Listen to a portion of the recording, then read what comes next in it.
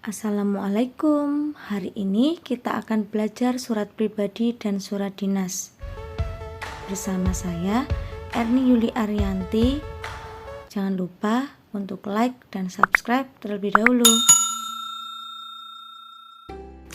Dalam perjalanan sejarah, surat telah berubah bentuk dari bahan sederhana hingga kini berbentuk elektronik.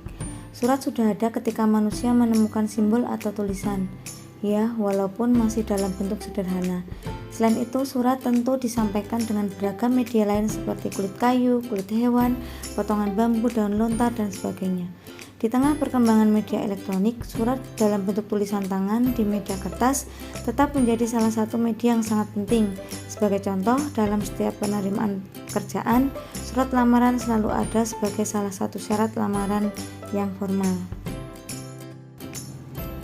Apa yang dimaksud dengan surat?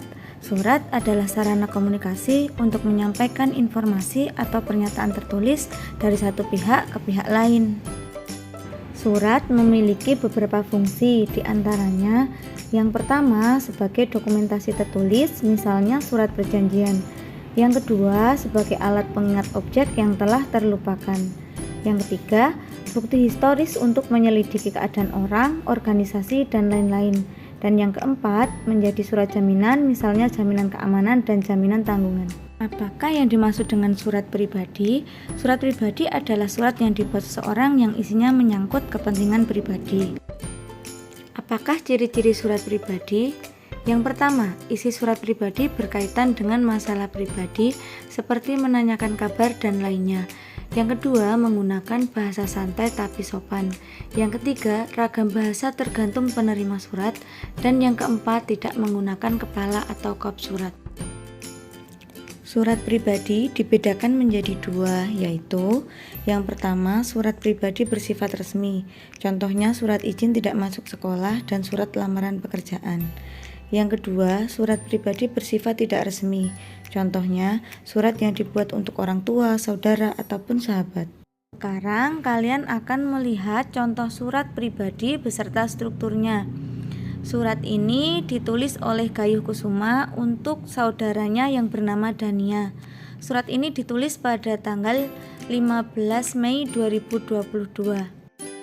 Surat yang ditulis oleh Gayuh Kusuma ini mengungkapkan tentang isi hatinya yang merindukan saudaranya yang bernama Dania karena sejak lulus SMP belum bertemu lagi. Gayuh Kusuma juga menceritakan tentang sekolahnya di SMA favorit. Berikut ini adalah struktur surat pribadi. Yang pertama, tempat dan tanggal surat. Yang kedua, alamat tujuan surat. Yang ketiga, salam pembuka. Yang keempat, pembuka surat. Yang kelima, isi surat. Yang keenam, penutup surat. Dan yang terakhir, identitas pengirim. Selanjutnya kita akan mempelajari tentang surat dinas. Surat dinas adalah surat resmi yang ditulis dalam situasi formal yang berhubungan dengan instansi, lembaga, jabatan, atau organisasi. Apakah ciri-ciri surat dinas? Yang pertama, isi surat berkaitan dengan instansi atau organisasi yang bersifat resmi. Yang kedua, menggunakan bahasa baku dan efektif. Yang ketiga, menggunakan kepala atau kop surat.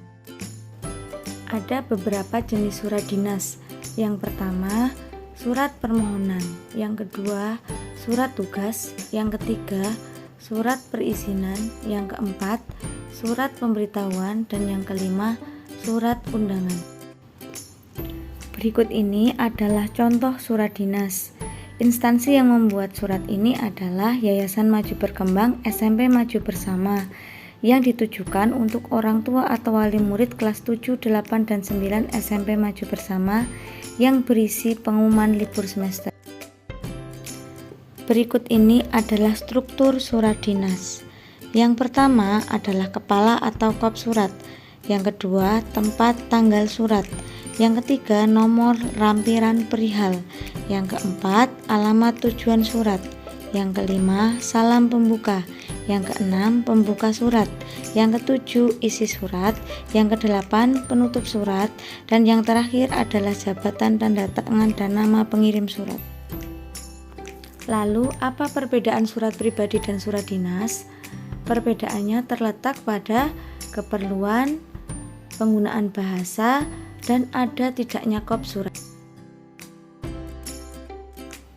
Sekian, terima kasih. Wassalamualaikum warahmatullahi wabarakatuh.